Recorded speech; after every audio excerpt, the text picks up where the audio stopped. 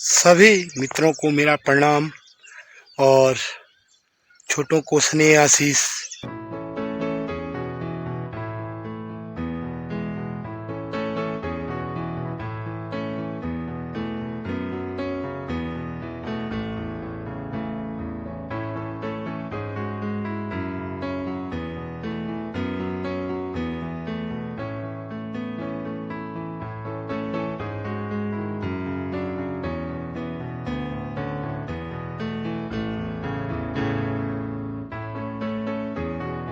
दिन की कथा वाचन और क्या क्या यहाँ आज होना है तो उसको दिखाते हैं ब्लॉग में। और आप सभी लोगों को एक बार फिर से सादर नमन। और ये हमारे राजेंद्र यज्ञ में बैठे हुए हैं यहाँ पर। कैसी हो रही है व्यवस्था दादी? ठीक हो रही है? बहुत अच्छी हो रही है। तो अब कथा वाचन जहाँ पर हो रहा है वहाँ पर हम प्रवेश करते हुए की रक्षा करना।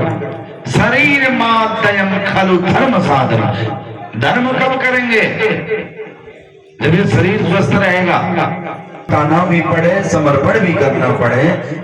डॉक्टर साहब कहते हैं ना, कभी कभी वो कितना भी प्यारा अंग हो शरीर का, अच्छा अगर आप जीना चाहते तो ये अंग काटना पड़ेगा। तो हम जीना चाहते तो शरीर के उस अंग को हम काट देते और काट करके हम इस शरीर को स्वस्थ रखने का प्रयास करें। तो सुखदेव बाबा परीक्षित महाराज को जब कथा सुनाते हुए कहते हैं, विद्यते हृदय ग्रंथि छद्यन्ते सर्व संशया श्रीयन्ते चास्य कर्माणि दृष्ट एवा मनीश्वरम्। देखिए उस परम तत्व को जब हम जान लेंगे, धर्म और पुण्य करके भजन करके जब उस परम तत्व को जान लेंगे तो हमारे हृदय ग्रंथि, जो हृदय के अंदर कोई गांठ लग गई। देखिए सुखदेव जी के शरीर में तो कोई कपड़ा ही नहीं है, गांठ कहां से होगी? और हमारे शरीर में कई वस्त्र कई गांठ है। इस मन के भीतर न जाने कितनी गांठ लगा के हम बैठे रहते हैं। तो जब तक उस परमात्मा को जानेंगे पहचानेंगे नहीं, तब तक ये गांठ खुलेगी नहीं। और ये तन पाया है, इसको बर्बाद भी नहीं करना। बड़े भाग मानुष तन पावा, बड़े भाग मानुष तन पावा। सुर दुर्लभ सब ग्रंथ निगाह, सुर दुर्लभ सब ग्रंथ निगाह। साधन धाम मोक्ष करि द्वारा, साधन धाम मोक्ष करि द्वारा। वाणी न जेहि पर लोक सवारा, वाणी न जेहि पर लोक सवारा। बड़े भाग मानुष तन पाओ। बड़ी मुश्किल से ये मनुष्य तन हमको मिला है, तो इस तन को बर्बाद नहीं कर। तो इससे परलोक पिया संवारा, उस परलोक को संवारना है।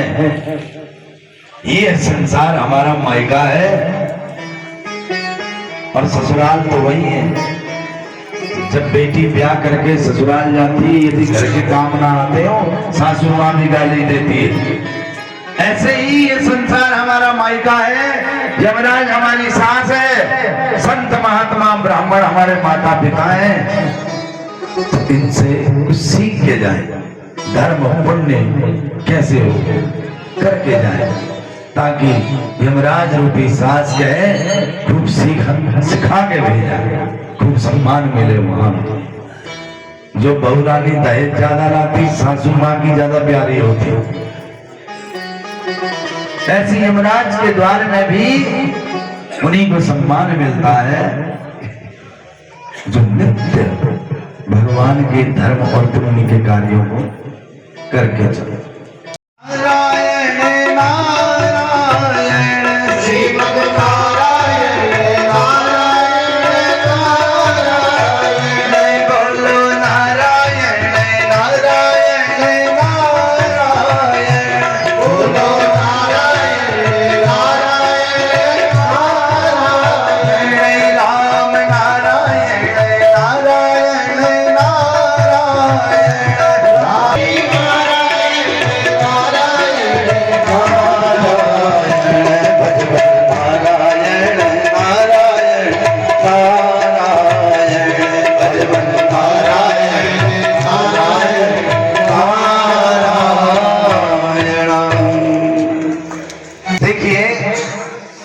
निर्गुण निराकार भगवान बिजली के समान है।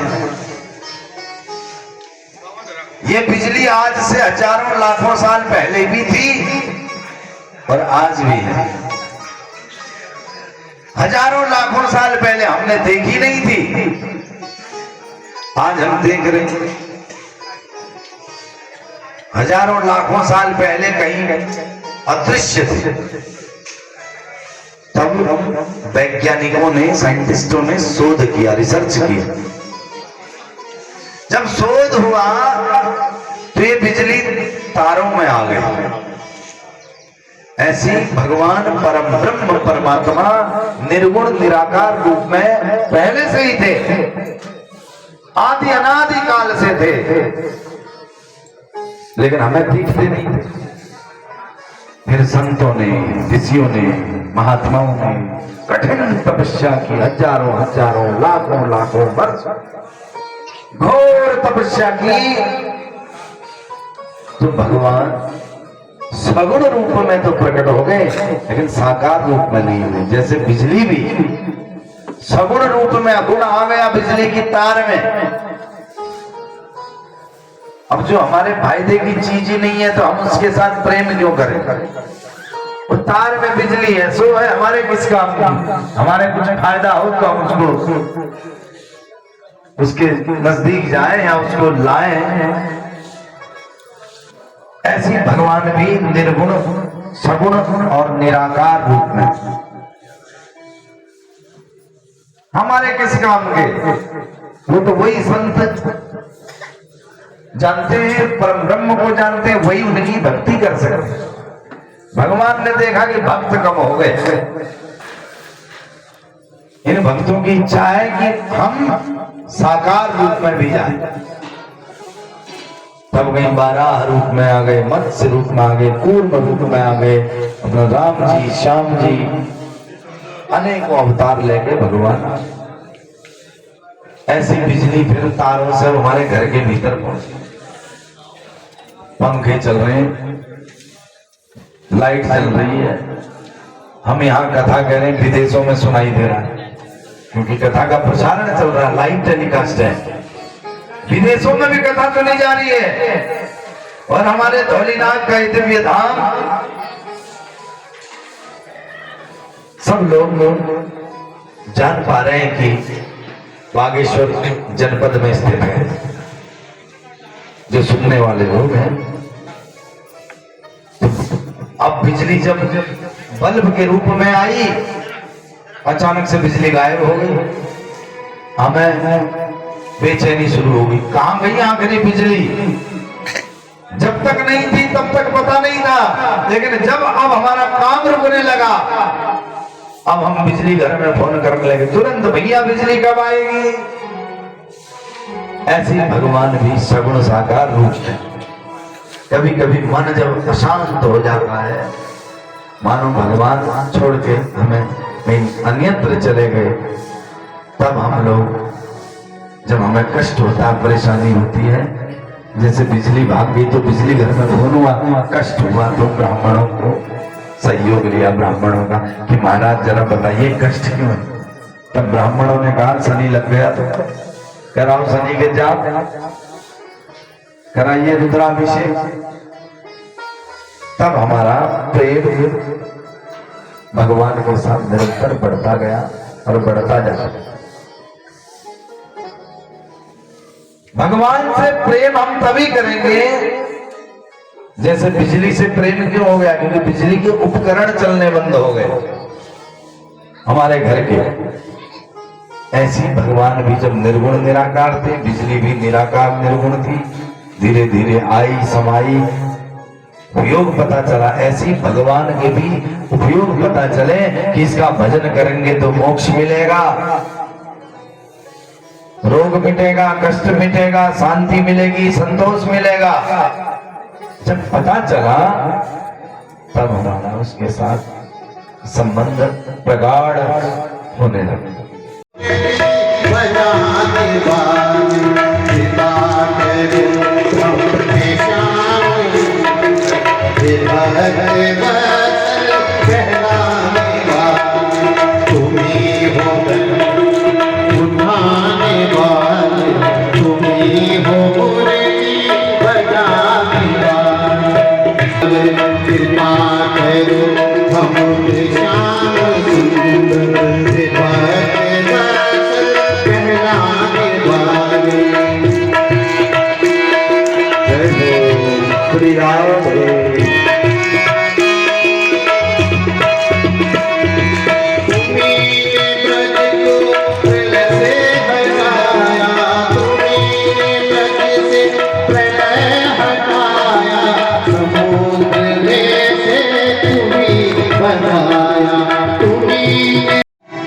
कुंती बुआ कह रही है, विपदा संतुनः शाश्वत। किसी के काम नहीं आता, लेकिन जब जब मुझे दुख हुआ, जब जब मुझे कष्ट आया,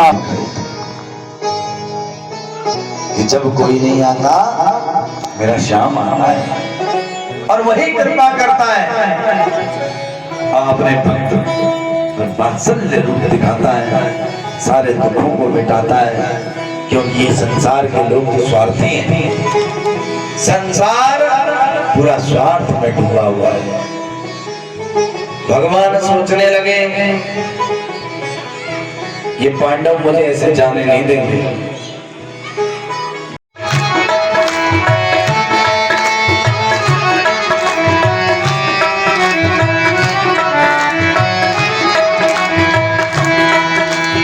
भटक रहे थे मन में, बल को बैठे थे तन में। हम भटक रहे थे मन में, बल को बैठे थे तन में। वो राह बताने वाले, हमें राह बताने वाले, तुम्हें लाखों प्रणाम, तुम्हें लाखों प्रणाम। हरि की कथा सुनाने वाले, हरि का दर्श कराने वाले, तुमको लाखों प्रणाम।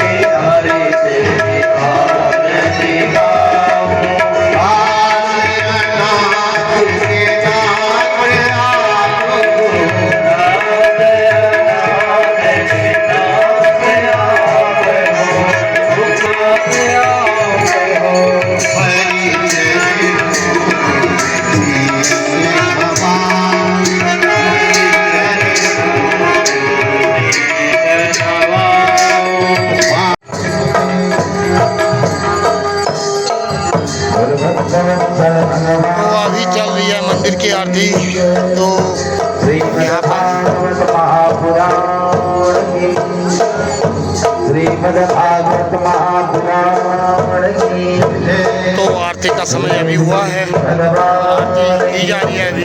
और ये है हमारी वास्तव में और साथ में आरती हो रही है धूलनाथ देवता की। और इस तरीके से हमारी धूलनाथ जी की आरती जो होती है वो होती है।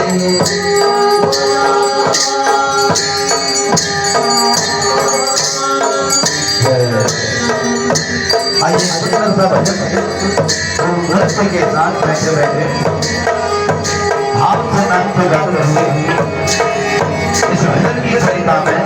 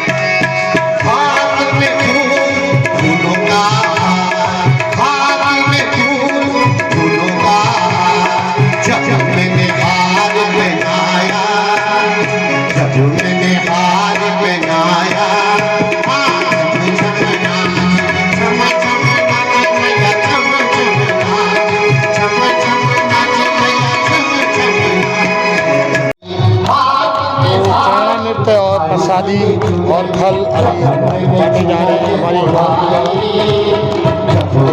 जो कथा समाप्त होती है उसके बाद प्रसाद और पंचामृत जो है बांटते हुए।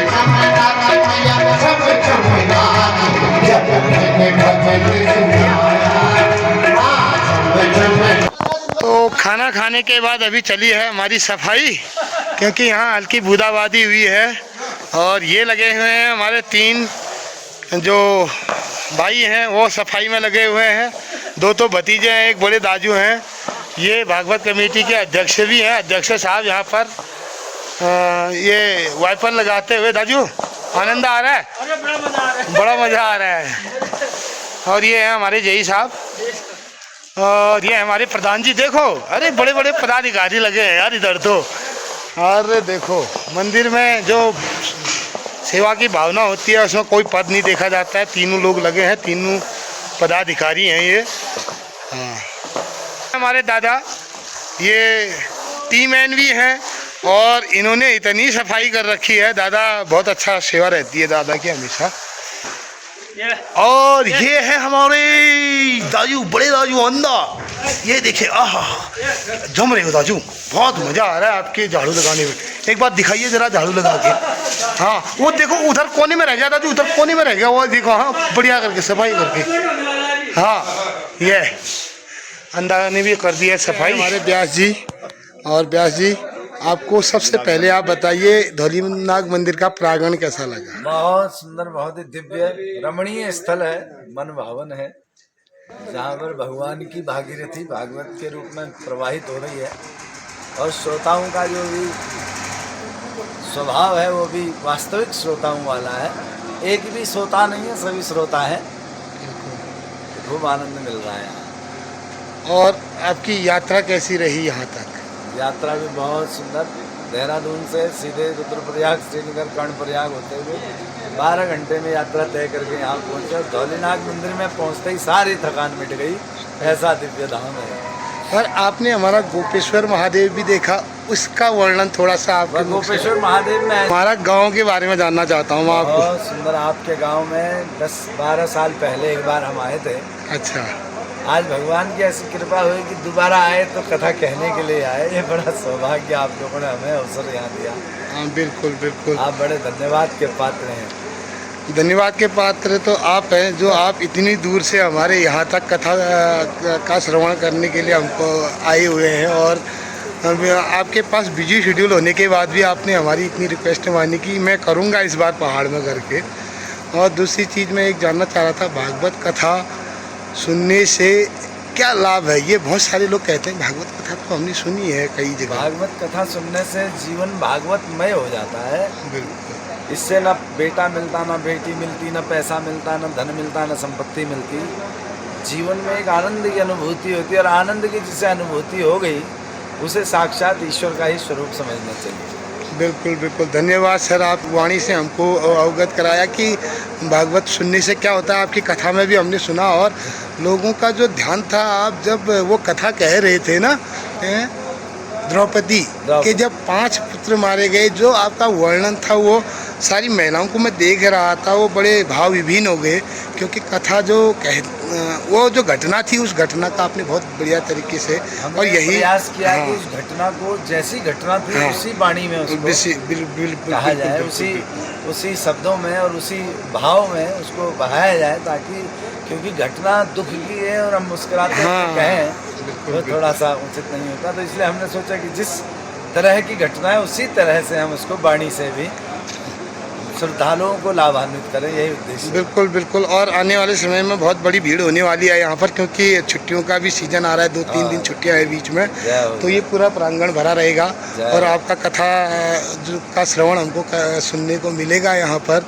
और बहुत ज़्यादा भीड़ होगी और बहुत बढ़िया आपने कथा वाचन किया। इसके लिए आप एक बार फिर से बधाई के पात्र हैं। और जय हो आपकी। धौलनाग जी आपको दिन दुनी रात चौगुनी उन्नति करें और आप पूरे विश्व में भागवत कथा का आयोजन करें।